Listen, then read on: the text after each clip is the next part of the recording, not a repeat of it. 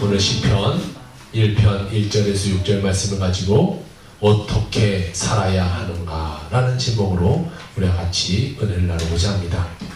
인생이란 도도히 흘러가는 강물과 같습니다. 어디서 흘러오며 어디로 가는지 알지 못하고 그냥 정처 없이 흘러가는 그러한 인생이 우리의 인생입니다.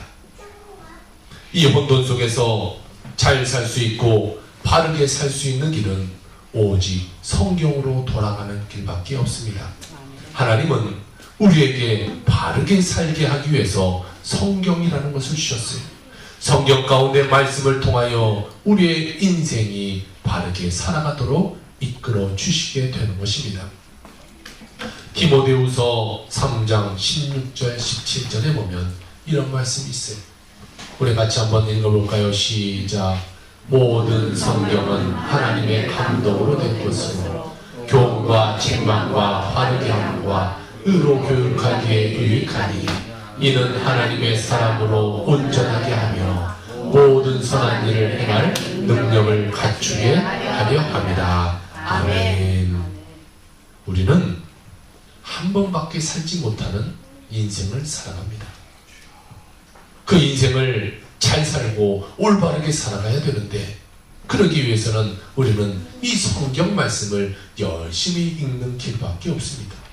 다른 것에서 아무리 올바른 인생을 살려고 쫓아가봤자 그 끝에는 허망밖에 없어요. 수많은 책들, 수많은 지식들을 쫓아가봤자 그곳에는 천국이 있지 못하게 되는 것입니다. 우리가 올바로 살고 천국 갈 수 있는 유일한 길은 이 성경밖에 없다는 사실을 여러분 기억하고 인생을 살아가길 바랍니다. 아멘. 미국의 신학자이며 사회학자인 토니 캄폴로라는 사람입니다. 이 토니 캄폴로 박사가 95세 이상의 50명의 사람에게 이런 질문을 했습니다. 만약 당신이 다시 태어난다면 어떻게 삶을 살 것입니까? 라는 질문을 해봤어요. 거기에 첫째 되는 대답이 나는 날마다 반성하며 살겠습니다 라고 이야기해요. 무심코 시간이 흘러가고 그 시간이 얼마나 아까운지 나이가 먹고 보니까 새삼 깨닫게 됐다는 거죠. 그러니까 그들은 다시 태어나면 나는 매일 하루를 돌아보며 나를 반성하고 더 나은 내일을 계획하며 아름답고 가치 있는 일을 하며 살겠습니다 라고 대답했다고 합니다. 그러나 거짓말이죠. 여러분이 한번 생각해 보세요. 여러분이 자녀를 키울 때 뭐라고 말합니까? 공부 열심히 해. 공부 열심히 해. 공부 열심히 해야 나중에 훌륭한 사람 돼. 여러분 시간 한번 돌려봅시다. 여러분이 다시 학창시절로 돌아간다고 생각해 봅시다. 정말로 여러분은 공부 열심히 할까요? 정말 열심히 할 것 같아요? 막 잠 안 자고 코편에서 다 서울대 갈 것 같습니까? 아니요. 다시 그래 가면 또 그 삶이 똑같지 않을 거예요. 멀리 갈 거 뭐 있습니까? 지금의 현재 여러분을 보세요. 10년 뒤, 20년 뒤에 또 후회하고 있을 오늘 살고 있지는 않습니까? 그들은 말은 그렇게 했지만 사실 되돌아간다면 또 똑같은 것을 행하며 삶을 살게 되겠죠. 사람들은 잘하는 것이 있어요. 그것은 반성을 잘합니다. 반성은 잘하는데 하지 못하는 것이 있어요. 반성만 잘하지 그 행동을 하지를 못해요. 목회하면서 보면요, 아주 병이 들어 죽어가거나 큰 문제가 일어나서 신방을 가면 아주 반성을 잘합니다. 목사님, 이제 담배는 끊겠습니다. 술은 끊겠습니다. 나쁜 짓은 하지 않겠습니다. 이제는 이렇게 살겠습니다. 저렇게 살겠습니다. 뭐 집에도 잘하고 부인에게도 잘하고 남편에게도 잘하고 주일에도 교회도 열심히 다니고 봉사도 열심히 하고 다 잘하겠습니다 라고 말합니다. 그런데 병이 낫고 나면 그런 사람들은 어떻게 될 것 같아요? 정말로 그렇게 살아야 되는데 병이 낫고 나면요, 그 사람들은 다시금 편해가요. 그 사람들 찾아가 말합니다. 왜 거짓말을 했냐고 물어보면 그들이 이렇게 말해요.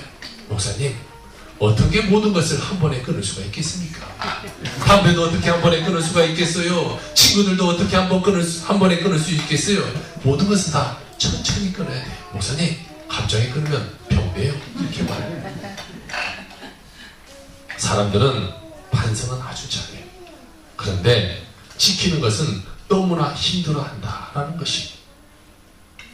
우리가 이 95세 이상 된 사람들에게 물어본 질문은 그러한 내면을 우리에게 잘 보여주게 되죠. 그들이 대답한 두 번째, 이제 다시 산다면 용기 있는 삶을 살겠습니다 라고 말했어요. 그들의 삶을 돌아보니까 용기 없는 삶을 살았다는 거예요. 돈 때문에, 자기의 이런 높아지려는 것 때문에 할 말을 하지 못하고 용기 있게 말하지 못하고 부정에 손대고 나쁜 것에 손대면서 자기 인생을 지금까지 살아왔다라는 거죠. 그것을 돌아보니까 후회되고, 그것을 돌아보니까 이제는 나는 그렇게 살면 안 되겠다라는 생각이 들었다는 겁니다. 진실성이 있습니다. 그러나 우리가 그렇게 한다는 것이지 다시 살면 그렇게 할 수 있다는 말은 아닌 것이죠. 답답할 때 하나님께 용기 있고 담대하게 행하겠습니다 우리는 말합니다. 하나님 나 좀 도와주면 내가 정말 열심히 하겠습니다. 정말 하나님을 위해서 헌신하겠습니다. 그러나 그 인생 가운데 또 시험이 닥치면 어떻게 됩니까? 아이고 하나님 나 못하겠습니다. 못하겠습니다. 하나님 다시요 다시 나 못해요. 용기가 없다라는 거예요. 세 번째로 그들은 이렇게 말을 합니다. 죽은 후에도 무언가 남는 인생을 살겠다라고 말해요. 호랑이는 죽어서 가죽을 남기고 사람은 죽어서 이름을 남긴다라고 말합니다. 우리가 다시 산다 해도 이름을 남기며 살 수 있으면 얼마나 좋겠습니까? 다시 여러분의 삶을 영살로 돌려서 다시 여러분 인생을 살아간다면 여러분 정말 이 땅 가운데 여러분의 이름을 남길 수 있겠습니까? 그런데요, 더 중요한 것이 있어요.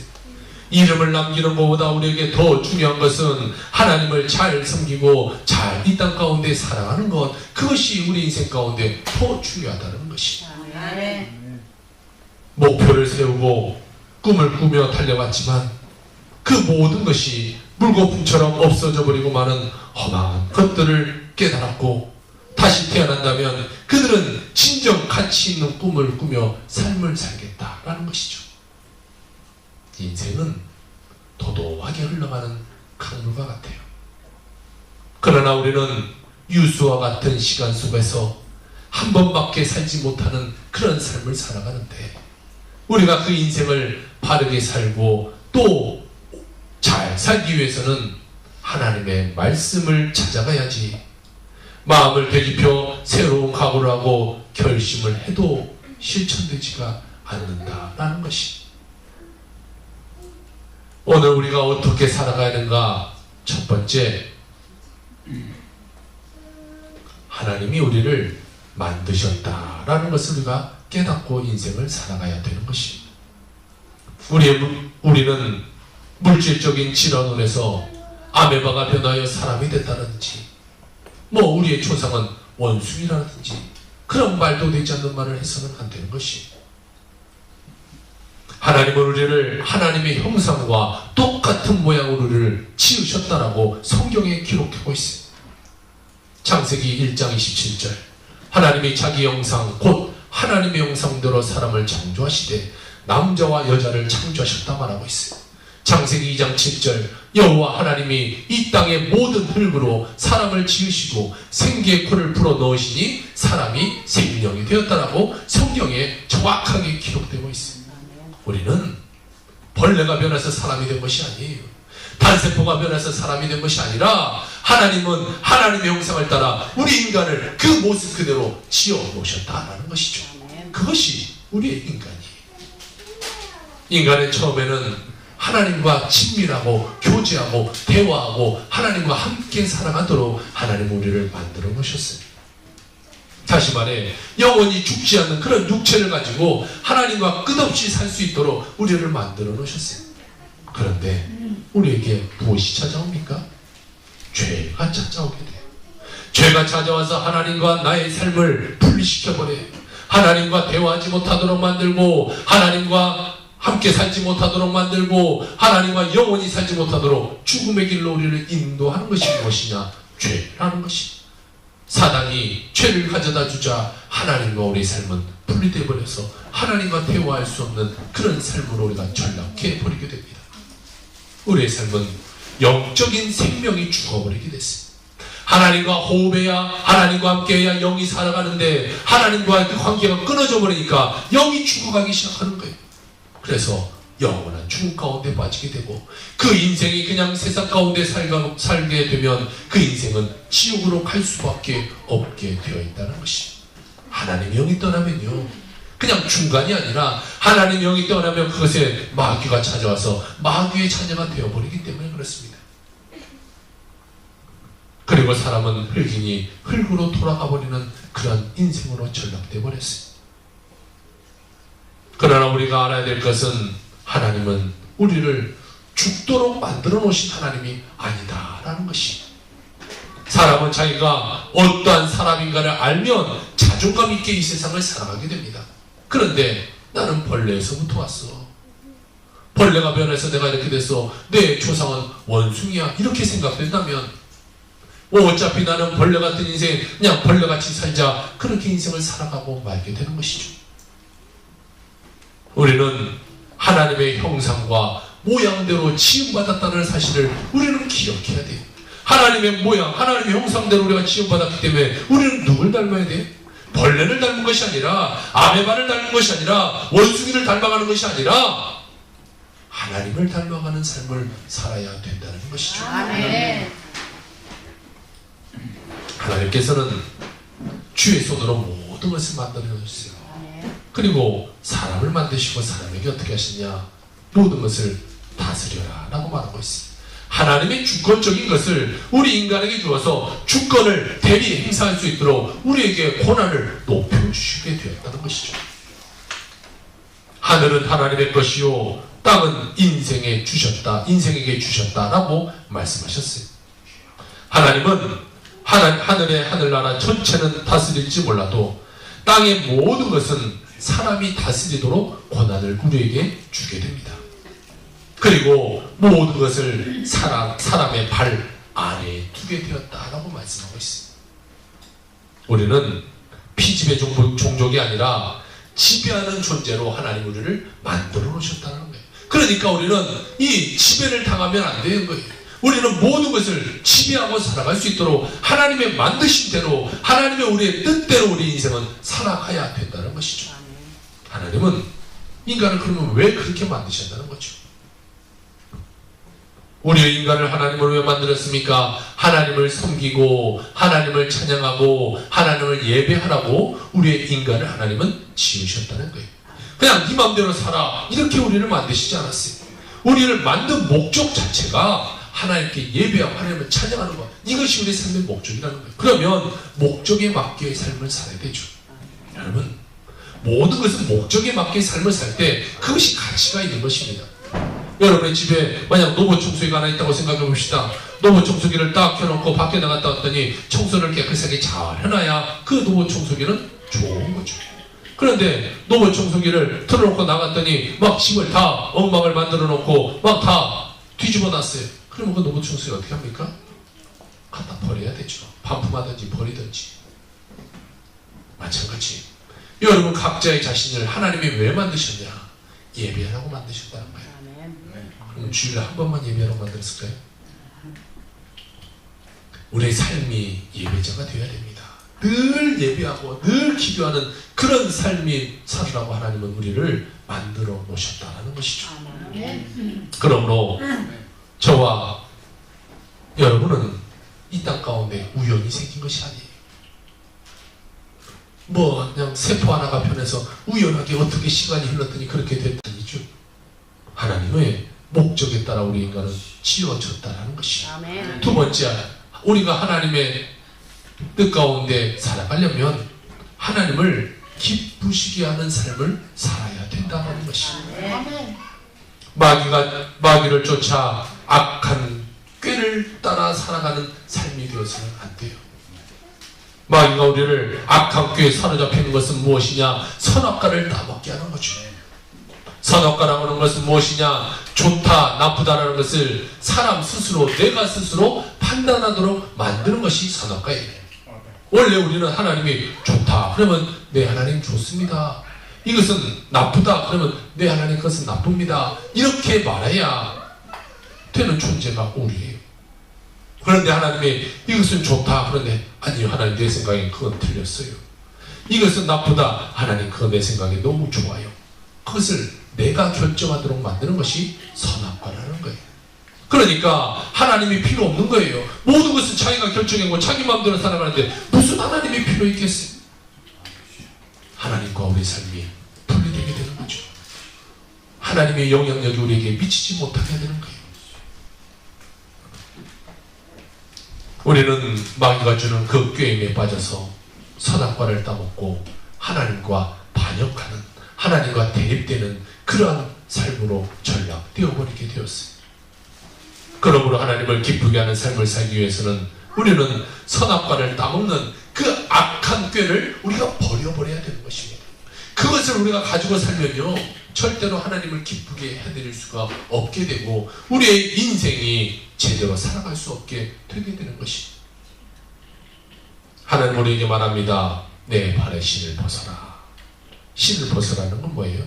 나의 주권, 나의 모든 생각, 나의 모든 것을 하나님 앞에 내려놓아라 라는 것이죠. 원래 신발을 벗는 것은 그 시대의 종들이 이 신발을 벗는 거죠.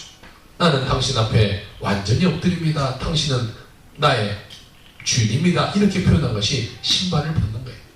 발이라는 것은 그 시대의 사람들은 이 샌들 같은 것을 신고 다니다 보니까 그냥 막 모래바닥에서 다니까 발이 너무 더럽죠. 그 발을 내놓는다는 것은 수치입니다.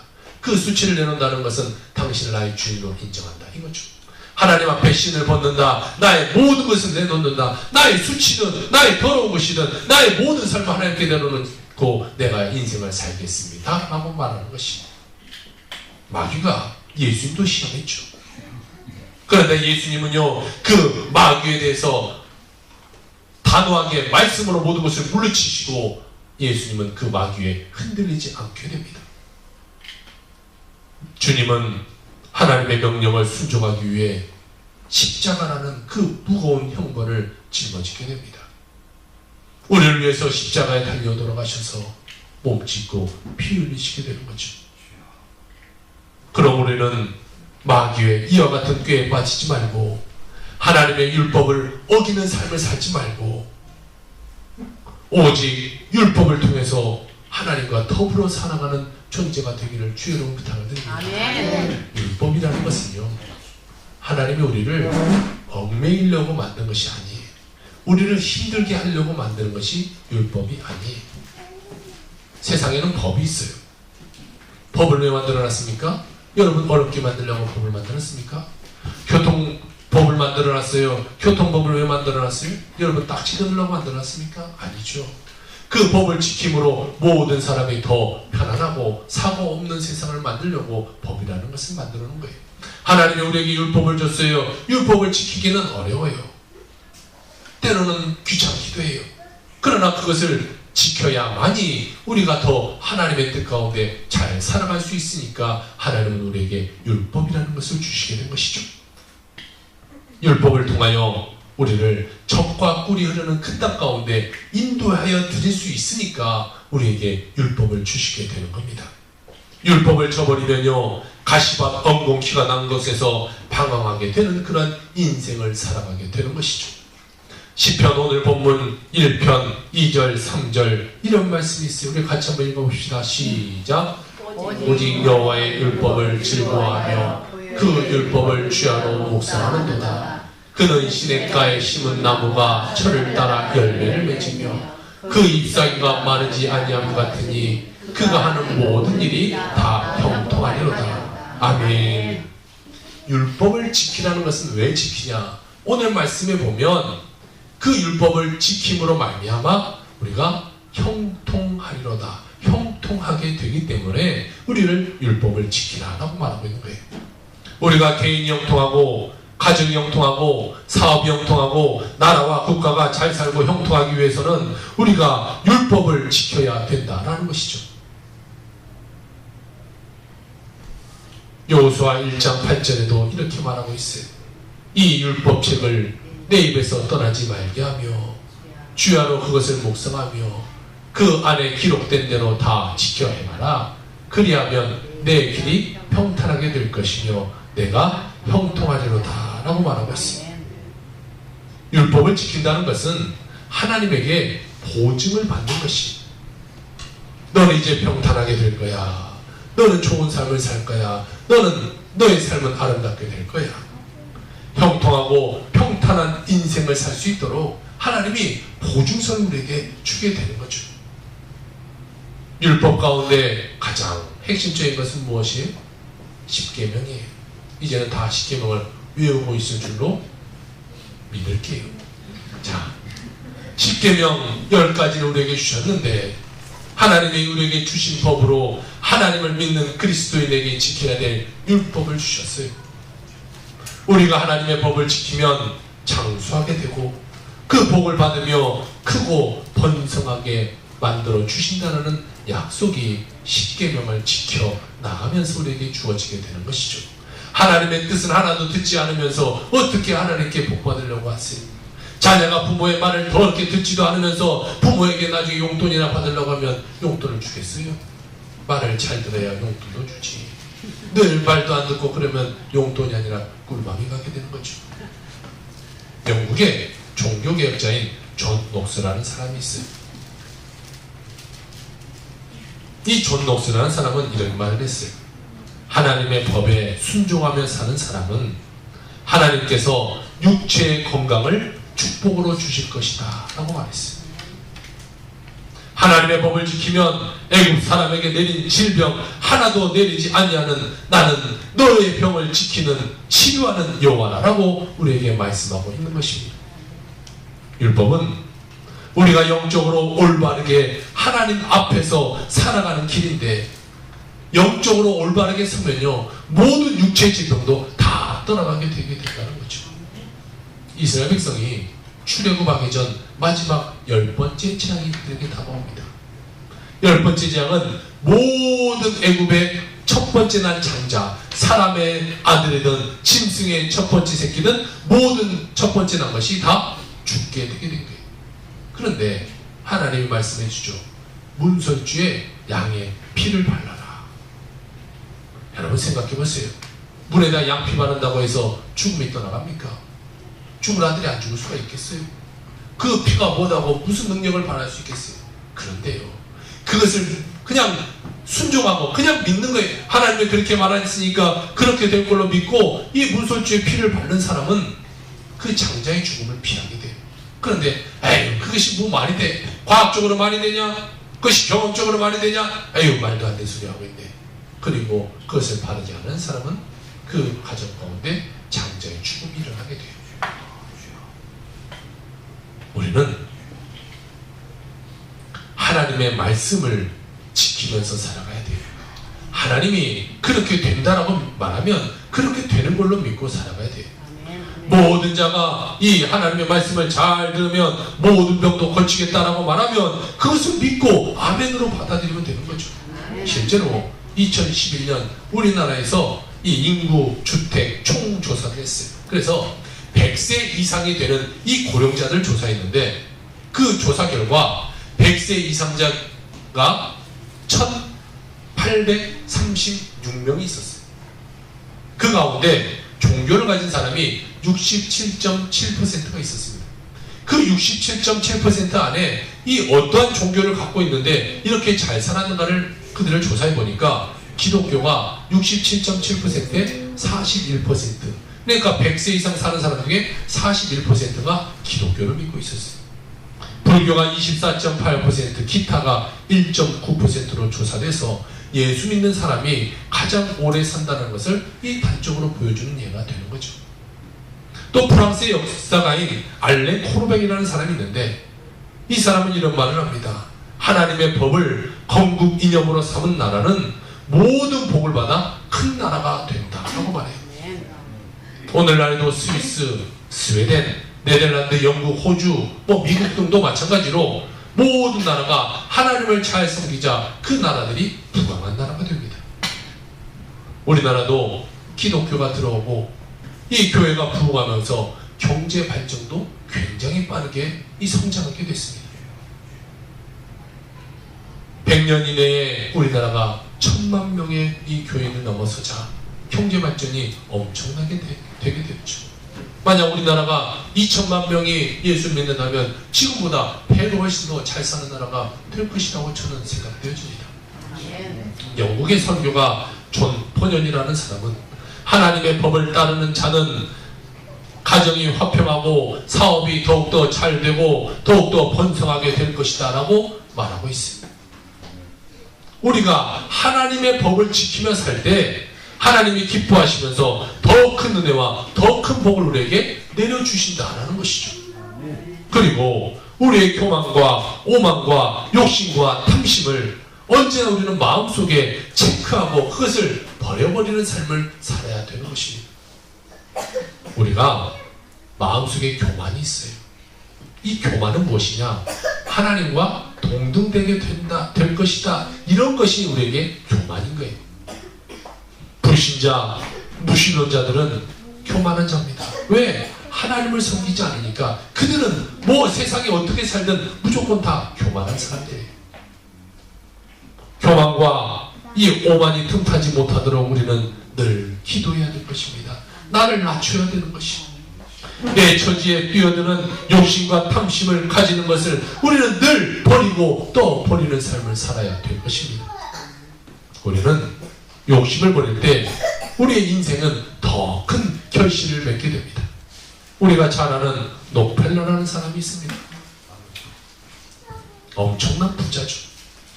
이 사람이 어릴 때 신앙 교육을 받으면서 자랐습니다. 그러나 그는 참으로 가난하게 자랐어요.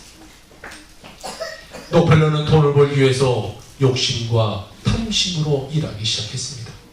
그래서 저기에서 났던 것처럼 서구의 왕이 되게 됩니다. 서구의 재벌이 되면서 경쟁자들은 나라를 파산을 시켜버리고 그 사업체를 인수해서 그 모든 것을 독점하여 자기의 뜻대로 모든 것을 다 행하게 되었어요. 그래서 사람들에게 이 석유 왕이라는 이 명칭을 받게 됩니다. 그렇지만 사람들은 그를 극도로 미워했어요.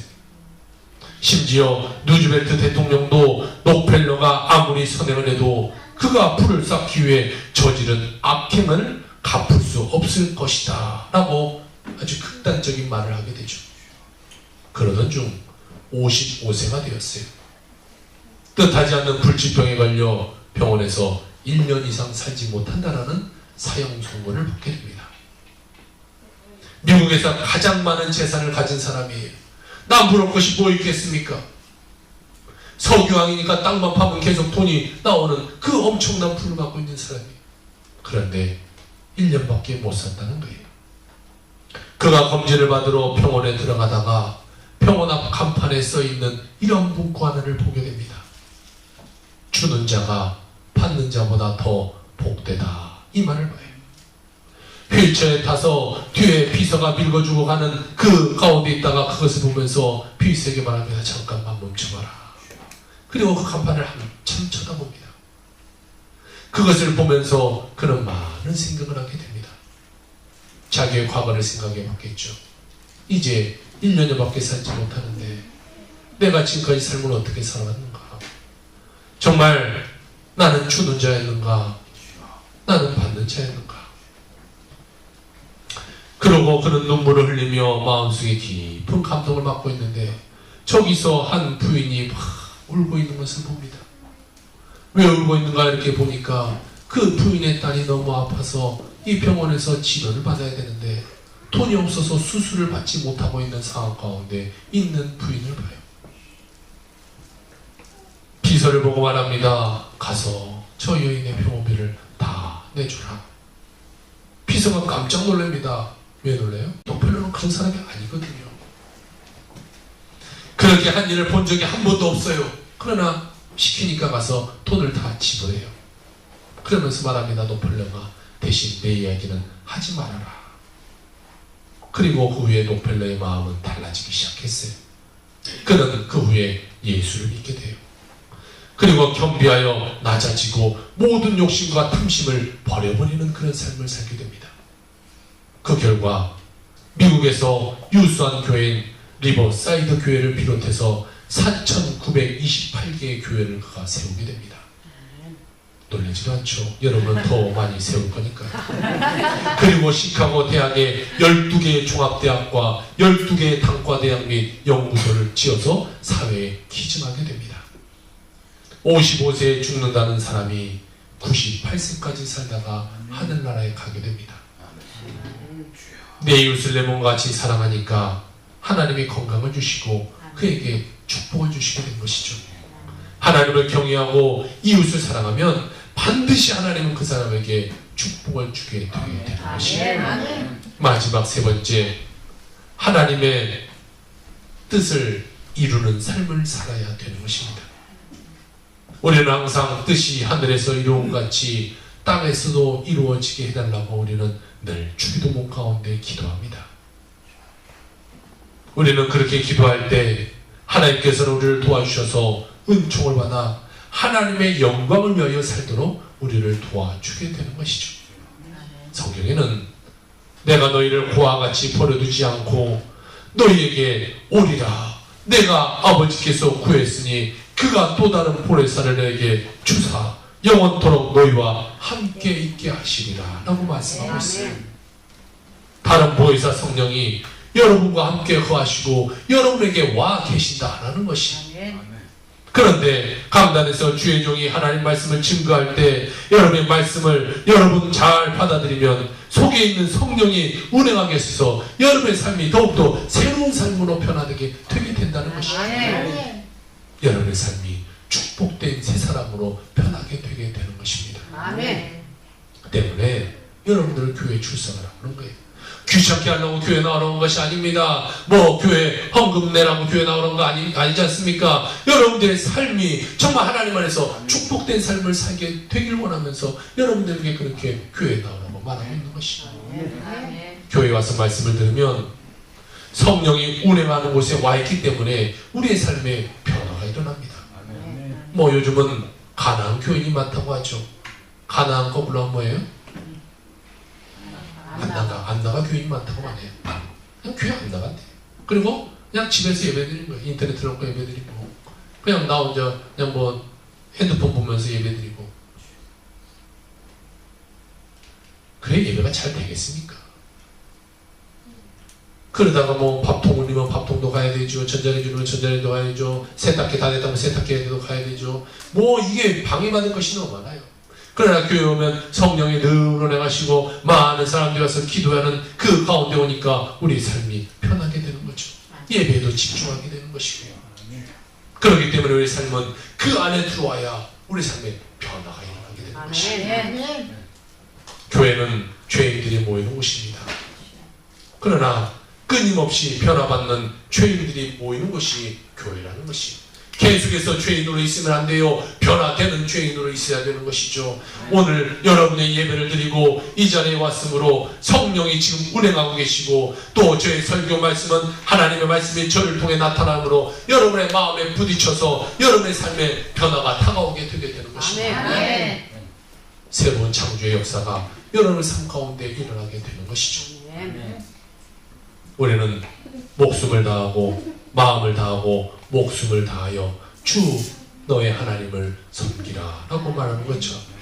하나님의 뜻이 이루어지고 하나님이 기뻐하시도록 섬기는 삶을 살아가는 여러분의 삶이 되는 주로 부탁을 드립니다. 그것이 우리의 생존의 의미가 되게 되는 것입니다. 우리가 살아가는 이유가 되는 것입니다. 우리가 살아가는 목표가 되게 되는 것입니다. 우리는 무엇보다 먼저 마음과 뜻과 정성을 다해 하나님을 섬기고 이웃을 사랑하며 살아가는 여러분 되길 바랍니다. 하나님을 기쁘시게 하기 위해 다스리고 하나님을 기쁘게 하는 효자가 되어서 하나님과 함께 다스리며 우리의 운명과 환경을 변화시켜 살아가는 여러분 되길 바랍니다. 악한 자의 종이 되지 말고 죄인의 길에 서지 말고 오만한 자리에 앉지 말고 하나님의 말씀을 사랑해서 사랑과 성령으로 말씀과 성령으로 우리의 운명과 환경을 다스리며 지배하는 그러한 자가 되기를 주의 이름으로 부탁을 드립니다. 올바로 살아가는 길, 그것은 다른 데 없습니다.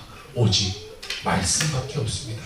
말씀 안에서 여러분의 삶이 올바로 살아가지는 삶이 되길 바라고, 여러분의 영혼이 천국 가서 하나님의 놀라운 그 은혜와 축복을 상급을 받는 여러분의 삶이 되길 바랍니다.